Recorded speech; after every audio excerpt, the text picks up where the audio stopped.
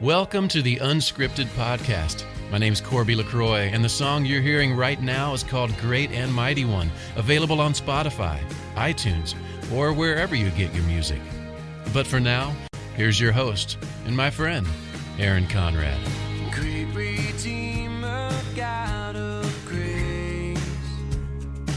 All right, everybody, welcome back to Unscripted from my studios in Old Hilliard, and this is a first. This is a first for me. I am looking at four faces, which I've never done before. Normally, it's a one-on-one interview. Today, we have a group interview, so this is going to be a lot of fun as we navigate our way through it. But today, I have with me Rachel and Anthony Cable and Derek and Kelsey Kozad. So, Rachel and Anthony, why don't you start? Can you introduce yourselves and tell us a little bit about you? And then we will go to the Kozads, and then we'll go from there. Sure. Yeah. As you mentioned, my name is Anthony Cable. I'm here with my wife, Rachel, and we are Hilliard residents. We've been here for close to 6 years now. Yep. So love the area, love Old Hilliard where you're at. Would love to be at Crooked Can right now on a sunny day like this. But that's right. So we recently started a nonprofit that's based here in Hilliard. We're a chapter of a national nonprofit. And the Kozads are along in this journey with us as longtime family friends. So we're excited to be here and talk about our nonprofit and how we got here. All right. Can you mention quickly what is the nonprofit, just so we know? Yeah, so it's called Sleep in Heavenly Peace. We're an international charity with, I believe, over 300 chapters here spread out throughout the United States. Wow. Okay. Kozads, welcome. Thank you. We're excited to be here. We're Derek and Kelsey Kozad, lifelong for the guys. Derek and Anthony have been friends since they were children. Awesome. Rachel and I married into our friendship, but we're happy to be friends nonetheless. We're excited to join them as they bring a local chapter of this international nonprofit to Columbus, Ohio. Derek is bringing his expertise. He's an entrepreneur. He does real estate investing and real estate, so he's bringing kind of the muscle. I am a marketer doing social media marketing by trade, so happy to bring my skills or lack thereof to the organization as well. All right, so let's start at the beginning. How did we get here? How did we get to where did it all start? How did you become familiar with the nonprofit? So I guess take me through the very beginning, and then I think it'll bring us to more questions as we go. Sure. Well, it all started, as any good story does, with social media. Right. I was on Instagram, I think it was back in December of 2021, and I came across a story about Sleep in Heavenly Peace. And it was on a kind of good news Instagram page. So they were sharing the story of Sleep in Heavenly Peace and how it started back in 2013 in Idaho. And it started with a family who was trying to kind of instill some good work values and some attitudes of gratitude, I guess, within the family of their kids. And they wanted their kids to build a bunk bed for somebody in the local community. And then they realized there was a massive need that they kind of uncovered by accident. And that was what the Instagram story was about, was kind of recapping the charity. And I saw that and I was like, man, this would be awesome to volunteer at. My wife and I actually built my daughter a loft bed a few weeks prior to this. So we were kind of in the building mindset, and we thought, we wanted to give our daughter a loft bed. So why not help build bunk beds for kids in this area? And when I went to the Sleep in Heavenly Peace website, there was no chapters around us. And as their genius marketing department worked, it said, if you don't see a chapter, start a chapter. So I was like, okay, that's, maybe that's by design. There's a reason why I saw that. So I remember coming down the stairs and telling Rachel, I said, hey, I got a great idea that we need to run with. And that's kind of how it all started. There you go. And then how did you bring in the Kozads? So there's been a time or two where I've had business ideas in the past that don't we all? have really, oh yeah, of course. You watch one episode of Shark Tank and now I think I should be on there. Right. Don't we all? You have no idea, Aaron. So as Kelsey mentioned, Derek and I have been best friends since, probably kindergarten, first grade. Wow. And so I texted him. I remember I said, "Hey, I got a great job opportunity for you. Let's have a chat." And we ended up talking on the phone. And I said, "Hey, I got this great job idea for you, but unfortunately it doesn't pay any money." Right. And so of course he was super pumped about that. But then we thought that, starting on this journey of a nonprofit, we would want, our closest family and friends with us, along the way. So it was a pretty easy decision to bring them in, and we're super pumped that they said yes. So do you all work full time? I assume do you all have job? You all have. So I'm seeing foreheads nod. for audio purposes, I do see foreheads nodding. So you all do this almost out of the kindness of your heart. This is a side. This is something on the side for you. This is not your full-time job. Is that right? Correct. That's correct. Okay. All right. So let's hear from the Cozads. So we just heard the Cable's version. Now let's hear your version of the story. I think Cable hit the nail on the head. Okay. He's notorious for having ideas. Business ideas in particular. Yeah. Love it. So, when I heard it through the grapevine through my husband, I sort of thought this was another one of those ideas. Fast forward to getting on a plane and flying to Lehigh, Utah to train and learn about the organization, the history, how to run a chapter of a nonprofit, social media best practices, etc. And it was kind of an, oh crap, we're doing this moment where we came back home and we hit the ground running. I think we're the first chapter in the organization to start fundraising before we became an official chapter. So we were super just pumped, super excited to get going, and we hit the ground running real hard. So let's start with I guess this is almost like one of those things at IKEA. Since we're talking about beds, it's like buying something at IKEA and there's all these parts on the floor. So now I'm really interested. So let's talk about the parts. We just unboxed it. And so, telling a little bit about how you all got, connected with us. Now we're looking at all these parts. So how, I think you just mentioned it, you went to Utah. So take us through the steps. We Instagram, you talk to each other. You said you fundraise. So what does it take for someone to, I just have so many questions. I'm trying to put them in order myself. And you probably had those when you came down and said, "Hey, I found this on Instagram." That's how starting a business goes, isn't it? All right, let's start with, so you see it on Instagram, you all have the conversation. What was next? Can you walk me through the process? And you don't have to get into a ton of detail, but just to give everybody an idea, what's that process like? Sure. So the first step was to fill out an application, and then they go through some sort of vetting process. I think they look at, the geography where we're located and things like that. They approved our chapter, and then the next step was really, like Kelsey said, we were able to fundraise, before training, and then in April we went to training, and just had a crash course over a 1.5 days in Utah of kind of how to run a chapter, the liabilities, things like that, what's expected of us. And we met the founder, we met all the kind of executive members of the charity, and essentially once after that we got home and we were kind of on our own. They let us run with it, and we've been full speed ahead ever since. What does fundraising look like? I know you mentioned to the Cozads, you mentioned fundraising. What does that look like? How did you fundraise for this? So it was super interesting because there was a bit of a limbo period between when we got approved to be a chapter and when we actually went to training and were able to hit the ground running. And so a lot of people sort of just sit on their hands and wait to train and then start fundraising after they attend the training. We were just anxious and decided we didn't want to wait that long. So I just started talking to people on social media and asking them to give us money. Wow. Cable went to headquarters and asked them to actually create a fundraising page for us, even though we weren't an officially trained chapter yet. So really had to pull some loopholes and get some stuff figured out there to make that happen. And then any normal fundraising tactics, right? Like we talked to our friends and family, we talked to our parents, we talked to the people in our immediate community and just shared the passion that we had. We're all parents, right? And we're all just doing the best we can as parents. And so it was really easy cause to get behind, getting kids off of the floor, and an issue that I don't think the average person really thinks about on a normal basis. It's not really an issue you would notice in a child that you just looked at. Right. So we really got behind it from a mental and spiritual perspective, and then got passionate about it and told the story everywhere we could. And I think that's how we were able to fundraise early and often. And you can say pass if you want.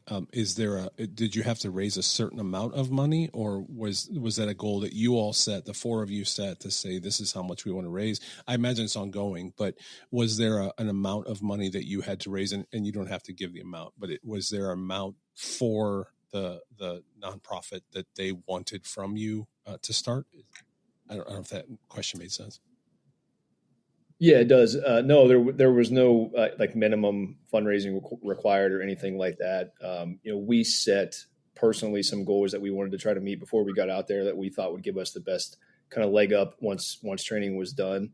But yeah, there was no minimum goals or anything like that we had to meet prior to. Okay. So you come back from Utah, you're ready to go. You've got your funding, at least some funding that you've raised. What's the next step now in that process? What is your goal? I know you mentioned we may want to revisit. What is the actual foundation itself? What is the goal of the foundation? Sure. So our mission statement is no kid sleeps on the floor in our town. And it's really as simple as that. We build beds, we deliver beds, we assemble them right in the homes of the kids in need. And one thing that we learned that I thought was super valuable at training was that this is a community issue. When kids don't sleep, it affects everybody, not only themselves, their family, their friends. They suffer in school. Sure. They suffer with physical health, mental health, right? The list goes on and on. So it's definitely a problem that affects the community. And our whole stance is that the community problem warrants a community solution. Right. So we are completely volunteer ran, like you mentioned earlier. We all have full-time jobs. This is kind of our side gig that we do on a volunteer basis. We recruit other volunteers to help us build the beds as well as deliver. And we want the community to have that feeling of giving back the same way we do to help get these kids off the floor. And that's really our sole mission as a charity. Hey everyone, my name is Cami Pranel and I'm the Executive Director for My Unscripted. We hope you are enjoying today's interview. My Unscripted is dedicated to helping others find their voice, passion, and follow their dreams. Our team can help create websites, apps, YouTube channels, podcasts, media, and social content. Whatever your passion and vision, we can help. Our good friend Manny Ahome of Samaritan's Feet once said, "Make sure your dreams and goals are big enough to create room for others to join you." We've created room for you to join us too. Find out more at myunscripted.com. Now let's join Aaron for the second half of today's interview. Again, and I may ask a lot of questions because I'm understanding as we're going. So, and feel free to say pass, and we'll just be okay with that. Are you able to work with the schools? Does the school let you know, hey, we know of a family or something like that? Or how do you find, well, first of all, I'm sorry, let me back up. We're talking about our community. So we're talking about Hilliard, Ohio, right? Yes. Just so everyone knows, because I think most of us live in our nice, comfortable homes and sleep in our comfortable beds. Are we saying there are families in Hilliard that kids are sleeping on the floor? Yes. Yes. Unfortunately. Do you have Absolutely. a number? Like, do you have an idea of how many that would possibly be? Just so we all can get an idea of, because I think it's probably a lot bigger than most of us realize. So our best guess, I guess a guesstimate, so to speak, from what SHP has been doing since 2012 is about 3% of every population is going to represent a child that needs a bed. And that's not just the population of children in the area. That is just 3% of the total population. I don't know off the top of my head. I think Hilliard has roughly 40,000 people here or something like that. So probably about 3% of that is a good guess of, don't ask me to do math without a calculator, but 3% of whatever our population is it's probably way more going to than it should represent a be. child. Yes. It's way more than it 100%. should be, right? Yeah. I mean, I think that's the most important part is it's more. Do you extend outside of Hilliard, or is it just solely based in Hilliard? So we do. We are based on zip code. So we open up zip codes based on our current capacity. As a core team, we decide on that. And right now we have the Hilliard zip code open, as well as I believe 4 or 5 zip codes within Franklin County in the city of Columbus specifically. We are working with another nonprofit whose their mission is to keep children out of foster care. Right. So we deal with a lot of like very, urgent requests. A bed, something that we've learned since we started this is a bed could be the single thing that keeps a child in a home or removes them and gives them to a caretaker. So we kind of deal on both sides of that, right? We try to be preemptive in this, but if it's past that stage, then we like to provide the caretaker with a bed when they're bringing in a child. And most of the time they're not prepared for that because obviously it's not a great situation that led to that. So we kind of have opened up zip codes as necessary. So like I said, right now we're dealing with about 5 in Columbus and then Hilliard. I also want to just call out the actual application process through SHP. So we do work with a number of nonprofits, but one of the reasons that drew us to SHP was the application process is seamless. It's non-humiliating. It's designed for extremely low barrier of entry. I think the CEO was quoted as saying, if you're a millionaire and you ask us for a bed, we will still provide you with a bed, right? It's not our business how much money you make or what your circumstance is. It's our business that a child is sleeping on the floor. So Hilliard, obviously, I think the median income in Hilliard is like upwards of $100,000, but we're talking about children who didn't make those decisions, people fleeing domestic violence situations, natural disasters, what have you. I think at the end of the day, those questions don't need to be asked by us. We just are here to find the solution. Right. So let me go to the muscle, as they said. Derek, what goes into building the beds? I think it sounds like you were leading that charge as far as the bed. Do you get pre-made or are you going to Lowe's and buying the product? Like, how does it work to build a bed? Yeah, actually Lowe's is one of our partners who provides lumber for us. Cable, you might be able to talk a little more on the building process. Basically, I'm the only one that didn't go to training. Cable brings back the plans, and basically we're all learning at the same time. Okay. So it sounds like you partner with Lowe's. So there's local partnerships that you go and I assume, do you receive a discount of some kind on the product itself? Because I know the price of wood has gotten crazy. I think it's coming back down a little bit, but as with everything else, I know inflation's been crazy, but wood in particular really jumped up. It sounds like you have some local partners that you work with. Yeah, so Lowe's is actually a national partner for us. So they've been fantastic and actually giving us some grants to pretty much like a startup grant per chapter that we are able to buy tools with and things like that. And the way the lumber works is we don't necessarily get a discount. However, we partner with other organizations that will sponsor a build day. So to your question about the building and kind of the community environment, we do what are called build days, where we have 2 weeks ago, we did with a church here in Hilliard, probably right up the street from where you're at now.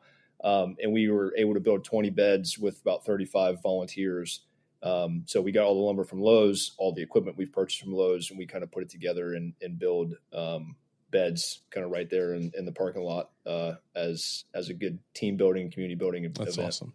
So I started to ask the question. There's 4 of you now. Are there others in that have partnered with you, or do you rely on, like you just said, a church to have a build day or something like that? Yeah, so we have partners. I mean, some of them, like I said, like Lowe's are set in stone. They've been that way for a while. We have other partnerships that kind of come and go. Coffee Connections in Old Hilliard was fantastic with us. I think you asked the question earlier, what was next after training? And the first thing we did was hold a public event at Coffee Connections. And they allowed us to set up a demo bed so everybody could kind of see what we're physically building. We had a donation cart for sheets there. So Kelsey did an amazing job on social media putting out the word. People showed up and we were able to get sheet donations, monetary donations. People signed up to volunteer in the future, and then Coffee Connections actually gave us a portion of the proceeds for the day awesome. During that event. So it was a fantastic event and really just showed us the type of support that's here for this type of a charity in Hilliard. I love it. All right.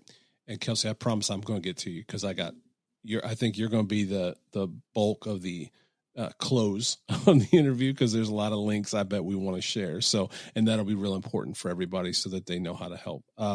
What's next? what's the next thing coming up, and how can people, anyone listening to this, and I think this will go, Kelsey, to you in terms of links and things like that. What's the best way for people to get involved both now and long term? So there's a number of ways to get involved with what we're doing. I think the easiest and quickest way is to donate. We're actually sort of running a little charge right now. We're looking to get 100 people to sign up for a reoccurring monthly donation of $20. That'll help us meet a bunch of goals in the short term to get through the end of this year. And we've made it super easy to donate. If you go to shphilliard.com, it'll take you straight to our donation page. You can donate $5. You can donate $250, which is the cost of a bed. So the choice is yours. You can dedicate your donation to someone if it's a cause that's near and dear to your heart. But also if you're just like, hey, I don't have the funds or I don't want to give the money, I just want to spread the word, always invite you to share our social media content. We're SHP Hilliard on Instagram and on Facebook. Or you can go to shpbeds.org and just learn more about the organization, start a chapter in your area. And then we're also accepting in-kind donations. So it's twin-size bedding, sheets, blankets, pillows. We have a donation bin set up at a church in Hilliard right now, I believe, Church of Christ. Cables, tell me if that's right. We'll keep that moving and keep you guys posted on social as that moves. But we will accept them in person as well, too, if you want to try to get a hold of us. And then also just, tell your friends and family, right?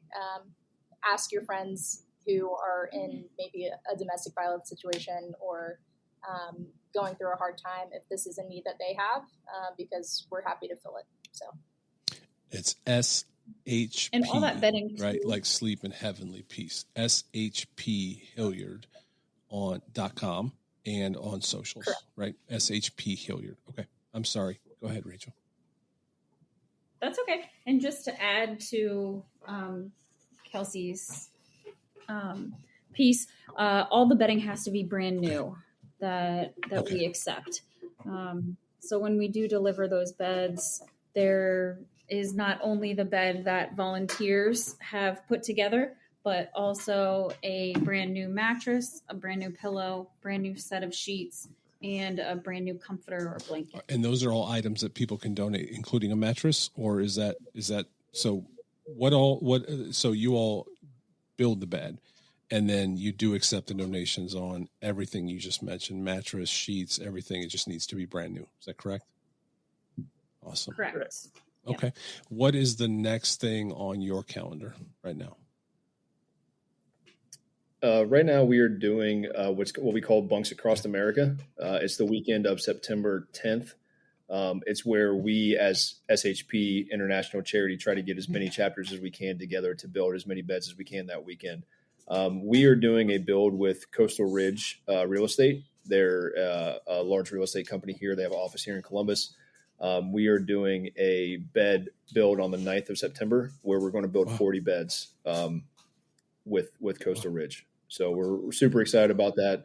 And we're kind of prepping for it as we get a little bit closer. But yeah, that's next up on the agenda for us. And the best way, I think it goes back to Kelsey, what you said, best way is SHP Hilliard on socials, on Facebook, on website. That's probably where everybody can get all the information that they want about you all, how to help, where to donate. That's probably our best central hub, right? For sure. I'd also encourage any listeners who are excited to download something called the Point app. It's where we solicit volunteers for our events. So if you want to come run a sander or a drill press with my husband, you can do so by signing up at the Point app. And so we'll just let you know, hey, we're having a build on September 9th. We need 10 people. You can sign up to volunteer that way. And if there's a church that wants to get involved, it's probably on the website somewhere, or is there an email or contact that they should reach out to? Yeah, our email addresses are names. So kelsey.kozad@shpbeds.org, anthony.cable, rachel.cable, etc. Okay. You can always direct message us on Instagram or on Facebook if that's too hard to remember. But yeah, we'd be happy to partner with whoever is excited about it.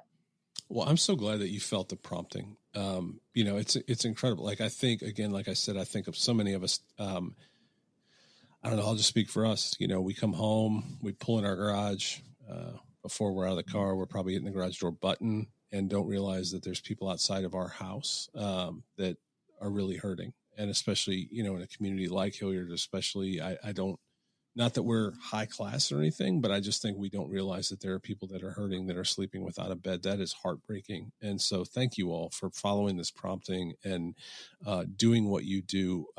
Last question I have, is there a backlog right now? So right now it's manageable. And mainly I think the reason that is because we've never really made it public that we're accepting open applications. We had the zip codes open, but we've been waiting for kind of to get our stock up. And our goal was after our BAA build on the 9th to open them up publicly and start to put that out there on social media. But we've talked to numerous other charities in the area, the Furniture Bank of Central Ohio being one. And we've been basically told that they could take as many beds as we could build. Wow. So the need is definitely there. And I think as soon as we open up the zip codes publicly, that we're going to see that, come pretty quickly. This is for all four of you. I have to imagine that this is both heartbreaking and at the same time, it's got to be so rewarding. It's probably such a weird thing because on one hand, it's absolutely heartbreaking to hear the stories, but on the other hand, it's probably amazing to deliver a bed and see what you all get to see. I think a lot of people get on a plane and go somewhere, nothing wrong with that, on a mission trip, but we've got a mission right here in Hilliard, and it sounds like that's what you all are on. Is that true? Have you found that it's been both difficult, but at the same time so rewarding? Yeah, I think I can start. I mean, we all have our kind of individual stories with this, but building the beds are fun, right? Like anytime you get to use power tools and build stuff, like we love it. I love it. But delivering is where it's at, and it's what we're doing this for. And being able to know that you're making an impact. You don't know how big of an impact that is, but just the fact that we're doing something, and we've been very blessed to never be in a situation like that. And I think that it's just, our job to give that blessing outward to others who aren't as fortunate. So it's been super rewarding and very grateful to have the opportunity to do that for others. That's awesome. How about you all?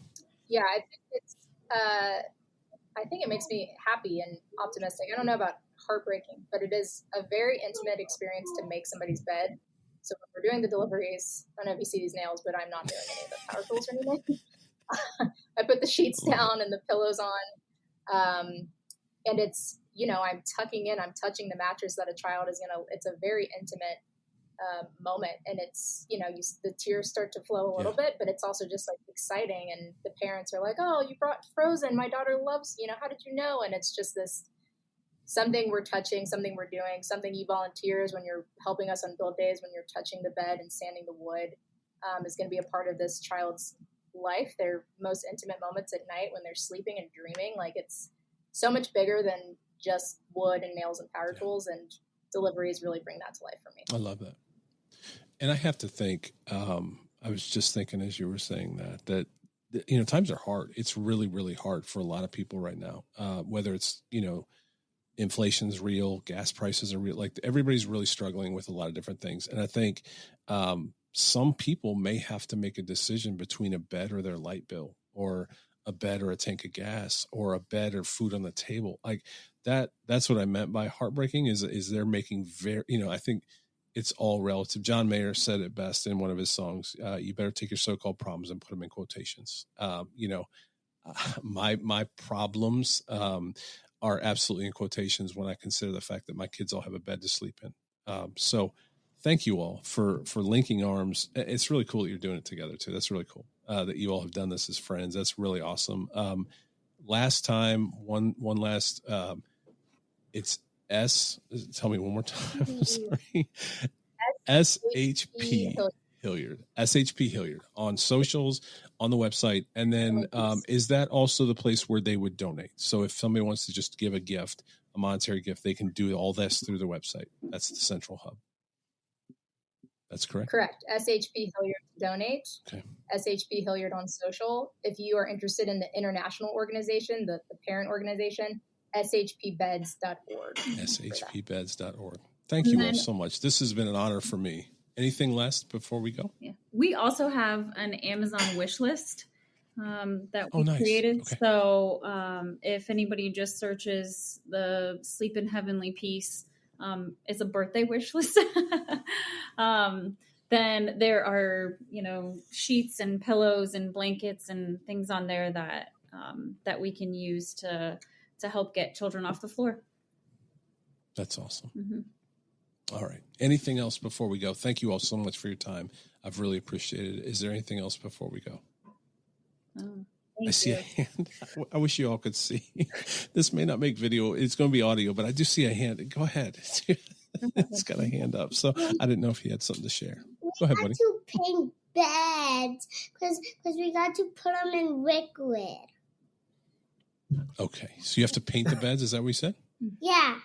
Yeah, we have part of the bed.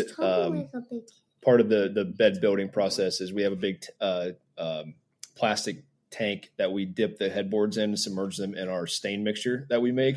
And that's his favorite station during the bed builds is to he likes to help out because of course it makes a mess. So what 4-year-old would not love that? Absolutely. Well, it's been wonderful to meet your families too, because this is a family process. That's so cool that you're involving them at such a young age, and you're setting their hearts towards serving, which, that's amazing for this generation that we're in, is the more we can serve, the better. So did you have another hand us up again? Do you have another? We have another. You have something else to share? Good.